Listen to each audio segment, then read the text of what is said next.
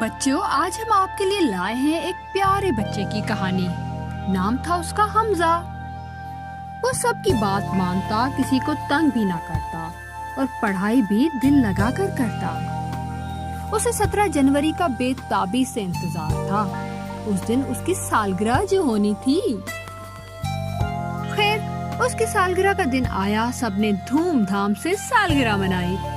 جہاز، گاڑی اور گھوڑا، اسے قسم قسم کے تحفے ملے، مگر حمزہ کو ایک گھڑی سب سے زیادہ پسند آئی۔ یہ گھڑی وقت تو بتاتی ہے، مگر جب اس کا الارم بجتا تو حمزہ بہت خوش ہوتا اور وہ اپنے دوستوں کو بھی شوق سے دکھاتا۔ ایک دن حمزہ کو گھڑی نظر نہ آئی۔ اس نے کمرے کا کونا کونا چھان مارا، مگر گھڑی نہ ملی۔ وہ پریشان ہوا۔ اس کا شک اپنے غریب دوست حسن پر گیا۔ میری گھڑی اسی نے ہی چوری کی ہے، اسے یہ پسند بھی تھی۔ ابھی وہ سوچوں میں ہی گم تھا کہ اس کے بابا آئے اور بولے، حمزہ، یہ تمہاری گھڑی تکیے کے نیچے سے ملی ہے۔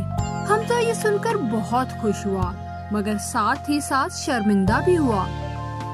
اس واقعے سے اسے یہ سبق ملا ہے کہ کسی پر شک نہیں کرنا چاہیے اور کسی کو کمتر سمجھنا بھی بری بات ہے۔